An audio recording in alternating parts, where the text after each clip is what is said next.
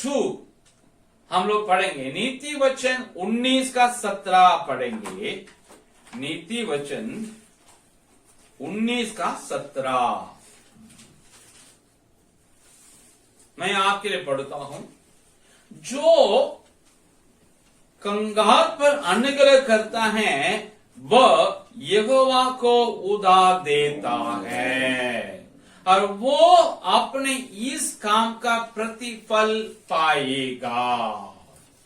यह हम देखते हैं उधार का दूसरा एक अर्थ है। वो क्या है? अनुग्रह। उधार का मतलब क्या है?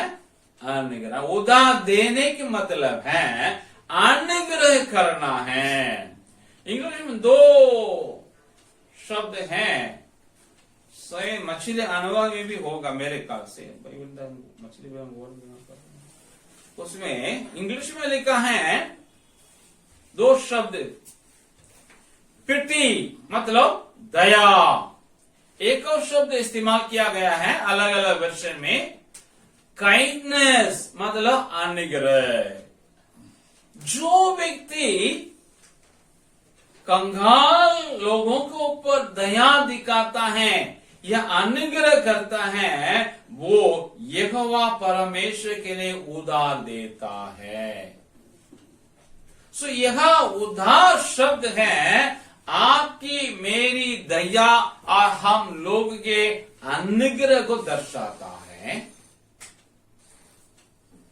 नीति वचन 14 का 21 हम पढ़ते हैं आपके लिए। उसमें यूं लिखा है, जो अपने पड़ोसी को तुच्छ जानता वह पाप करता है,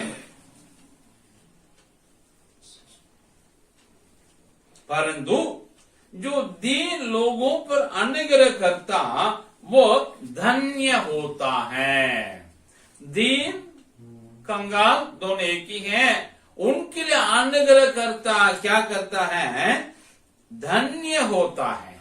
सो यह अनुग्रह का मतलब क्या है? नीति वचन 22 के 19 में 22 के 9 में यो लिखा है, उसके अनुसार है,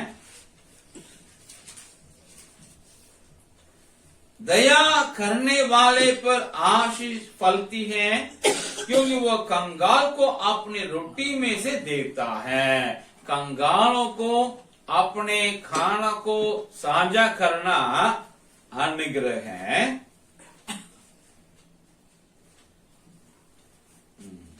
और 28वां अध्याय के 8 वचन मैं पढ़ता हूं। नीति वचन 28 के 8, जो अपना धन ब्याज आदि बढ़ती से बढ़ाता है वह उसके लिए बटोरता है, जो कंगालों पर अनुग्रह करता है।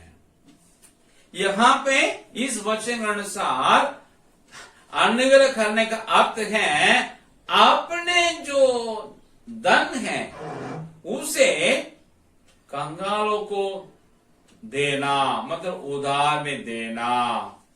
और 31 नीति वचन 31:9 में लिखा है, अपना मुंह खोल और धर्म से न्याय कर और दीन दरिद्रों का न्याय कर। दीन दरिद्रों को न्याय करना है मतलब दूसरों के अधिकार के लिए लड़ना है या उनके अधिकार को रक्षा करने के लिए कार्य करना है। इसका मतलब है कंगालों पर अनुग्रह करना मतलब क्या है, उनको उद्धार करने का मतलब क्या है। हम अपना खाना को उनके साथ साझा करें, जब वे हमसे उधार मांगे पैसा वो उधार हम दें और उनके अधिकार की रक्षा हम लोग करें।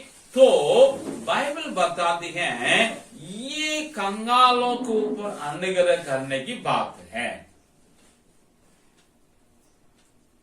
यह परमेश्वर को क्या करता लिखा है 19:17 में ये लिखा है,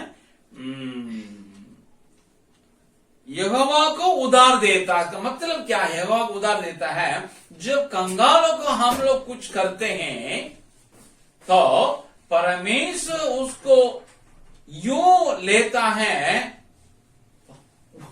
मनुष्य उनके लिए देता है, कंगाल के लिए देता करके नहीं। परमेश्वर समझता है ये मेरे लिए तोहफा देता है, इनाम देता है।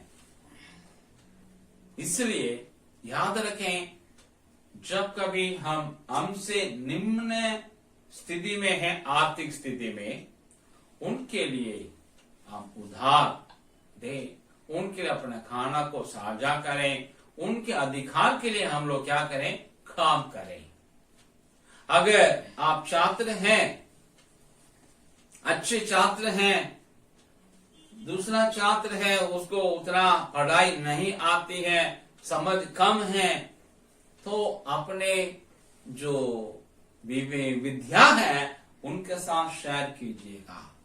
अब अच्छे टीचर हैं, बहुत अच्छा कमाते हैं, अच्छा समझाते हैं, तो अवश्य आपको गरीब विद्यार्थियों के लिए कम फीस में या मुफ्त में शिक्षा दे, क्योंकि परमेश्वर आपको दिया है, फिर आप उनको देना है। ये योग्य आप नहीं देते हैं, परमेश्वर उसको अपना दिया हुआ समझता है, तो आपको प्रतिफल देगा। याद रखें, पट्टा में एक सार है, कान सार करके हम बार बार देखते हैं। वो कहते हैं हम मध्य वर्ग बच्चों के लिए कम फीस में पढ़ाई देते हैं, इसलिए हजारों की संख्या में उसके क्लास में क्या है? विद्यार्थी लोग पढ़ते हैं। वे क्रिश्चियन नहीं है, यीशु मसीह के चेले नहीं है, और बाइबल को मानने वाले भी नहीं है, बाइबल और उनका कोसों दूर है। लेकिन वो समझते हैं, तो आप और हम क्रिश्चियन होकर के एक क्रिश्चियन टीचर को, गरीब बच्चों को पढ़ाई मुफ्त में दे या कम फीस में दे, परमेश्वर के लिए आप इसके द्वारा उधार देते हैं, तोहफा देते हैं, परमेश्वर आपको प्रतिफल देगा। सो हम लोग अपने खाना को साझा करना औरों के साथ, और मतलब अपने बराबर के लोगों के साथ नहीं, निम्न लोगों के साथ, और अपना पैसा उनके लिए दें उधार मांगने से, और उनके अधिकार के लिए हम काम करें। साथ ही साथ ये उधार का मतलब ये भी है आर्थिक और भौतिक मदद भी है औरों के लिए। मत्ती 25 अध्याय में 35 और 36 और 40वां वचन को पढ़ेंगे तो आपको समझ में आ जाएगा। मैं आपके लिए पढ़ता हूं, मत्ती 25वां अध्याय मैं पढ़ता हूं 35 और 36।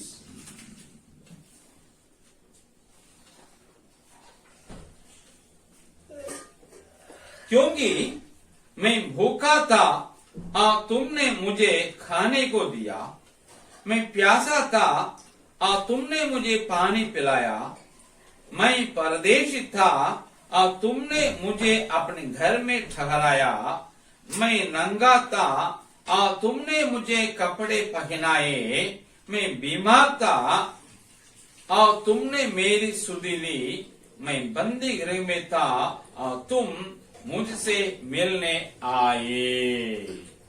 हम यहां देखते हैं इन लोगों को कुछ देने से, मतलब जो भूखे थे उनको खाना खिलाने से, जो प्यासे थे उनको पानी पिलाने से, जो पराये थे उनको स्वीकार करने से, अपने घर में ठहराने से, और जो निर्वस्त्र थे उनको वस्त्र ओढ़ाने से, और जो बीमार थे उनकी सुधि लेने से, और जो बंदी गृह में थे उनको मिलने के लिए जाने से क्या मिलता है? 40वां वचन में यूं लिखा है, तब राजा उन्हें उत्तर देगा, मैं तुमसे सच कहता हूं कि तुमने जो मेरे इन छोटे से छोटे भाइयों में से किसी एक के साथ किया वह मेरे ही साथ किया है। हम यहाँ देते हैं यीशु मसीह कहते हैं तो अंत न्याय के समय में होने वाला है। न्याय मतलब अपने किए हुए कामों के लिए रिवार्ड या पनिशमेंट देने का वक्त नहीं, प्रतिक्रिया देने का वक्त नहीं। वह यीशु में से कहता है जो को तुमने इन छोटे से छोटे मेरे भाइयों को किया ये सब मेरे लिए किया है। का मतलब है हम जो कुछ औरों के लिए आर्थिक रूप में और भौतिक रूप में मदद करते हैं वो मदद हम यीशु मसीह के लिए करते हैं। खास करके जो विश्वासी लोग ऐसे परिस्थिति में हैं उन लोगों को इस प्रकार हम खाना खिलाने से पानी पिलाने से उनको अनजान विश्वासी को अपने घर में ठहराने से और अनजान विश्वासी को कपड़ा देने से और अनजान विश्वासी जो बीमार है उनको जाकर के सुधि लेने से, अनजान विश्वास जो बंदी गृह में है उनको जाकर मिलने से परमेश्वर हम लोगों को कहता है तो मेरे लिए किया है। याद रखें हम ऐसे काम करने के लिए सोचें, ऐसे काम करने के लिए कदम उठाएं, ऐसे काम करके हम लोग कंगालों को औरों को दया दिखाएं और अनुग्रह करें ताकि हमें प्रतिफल मिल जाए। 34 में लिखा है तब राजा अपनी दाहिनी ओर वालों से कहेगा हे मेरे पिता के धन्य लोगों आओ उस राज्य के अधिकारी हो जाओ जो जगत के आदि से तुम्हारे लिए तैयार किया गया है। क्योंकि उसके बाद सारी चीजें आ रहा है। मतलब जब परमेश्वर हम लोग के लिए प्रतिफल देगा जो बिना प्रतिफल के इंतजार दूसरों को दिए उनके लिए देगा। इसलिए आप और हम ऐसा करें, दूसरों जब हेल्प करते हैं आर्थिक रूप में और भौतिक रूप में, हमको ये कुछ देगा या वापस देगा ये सोचकर नहीं, हमको देना है ये सोचकर दूसरों को दें तो परमेश्वर हमें इस उद्धार का प्रतिफल आने वाले दिन में देगा।